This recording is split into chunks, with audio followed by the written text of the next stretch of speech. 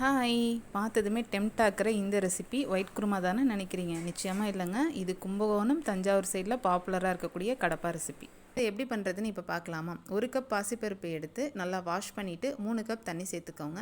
இப்போ இது கூடவே ஒரு மீடியம் சைஸ் உருளைக்கிழங்கு தோல் சீவிட்டு கட் பண்ணி இது கூட சேர்த்துக்கோங்க. சேர்த்துட்டு ஒரு 3 விசிலுக்கு ப்ரெஷர் குக் பண்ணி எடுத்துக்கோங்க. மீன்வேல் நம்ம வெங்காயம் தக்காளி கட் பண்ணி வச்சுக்கலாம். ஒரு மீடியம் சைஸ் வெங்காயம், மீடியம் சைஸ் தக்காளி எடுத்திருக்கேன். இதை நல்லா கட் பண்ணிவிட்டு இது கூட கொஞ்சம் கருவேப்பிலையும் சேர்த்துக்கோங்க. இந்த ரெசிபி பார்த்திங்கன்னா இட்லி, தோசை, பூரிக்கு சூப்பரான காம்பினேஷனுங்க. ட்ரை பண்ணி பாருங்கள்.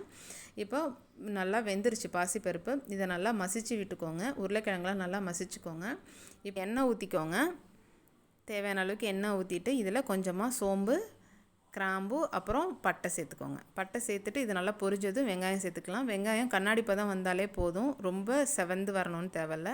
இப்போ இது கூட கருவேப்பிலை சேர்த்துக்கலாம். கருவேப்பிலை சேர்த்துட்டு இது கூட இஞ்சி பூண்டு பேஸ்ட் 1 ஸ்பூன் சேர்த்துட்டு இதை நல்லா வதக்கிக்கோங்க. இப்போ தக்காளி சேர்த்துக்கலாம். தக்காளி வேகிறதுக்கு உப்பு சேர்த்துக்கலாம். உப்பு சேர்த்துட்டு தக்காளி வேகணுன்னா மூடி வச்சு வேக வச்சிங்கன்னா நல்லா மசிஞ்சு வெந்துடும். ஸோ இப்போ மூடி வச்சுக்கலாம். இப்போ இது கூட 2 பச்சை மிளகாய் சேர்க்குறேன். இந்த கடப்பா ரெசிபிக்கு காரமே பச்சை மிளகாய் தான். நம்ம தேங்காயிலையும் பச்சை மிளகாய் அரைச்சி சேர்ப்போம். ஸோ பார்த்து சேர்த்துக்கோங்க. இப்போ மசிச்சு வச்ச அந்த பருப்பு, உருளைக்கிழங்கு இது கூட சேர்த்துட்டு நல்லா மிக்ஸ் பண்ணிக்கோங்க. அந்த குக்கரில் கொஞ்சம் தண்ணி சேர்த்துட்டு அதை நல்லா கழுவிட்டு இது கூட சேர்த்துக்கோங்க. சேர்த்துட்டு நல்லா மிக்ஸ் பண்ணிக்கோங்க. 1 ஸ்பூன் மஞ்சள் தூள் சேர்த்துக்கோங்க.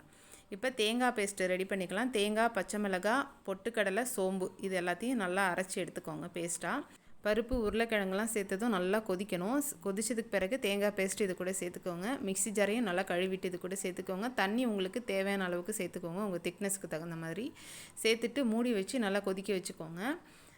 இப்போ இது கூட கொத்தமல்லி சேர்த்துட்டு நல்லா சிம்மிலே வச்சு 10 மினிட்ஸ் கழித்து ஸ்டவ் ஆஃப் பண்ணிவிட்டு நல்லா ஹாட்டாக இருக்கிற இட்லி கூட இந்த கடப்பா ரெசிப்பியை அப்படியே ஊற்றி நல்லா இட்லியை முழுக வச்சு சாப்பிட்டிங்கன்னா அட்டகாசமாக இருக்கும்.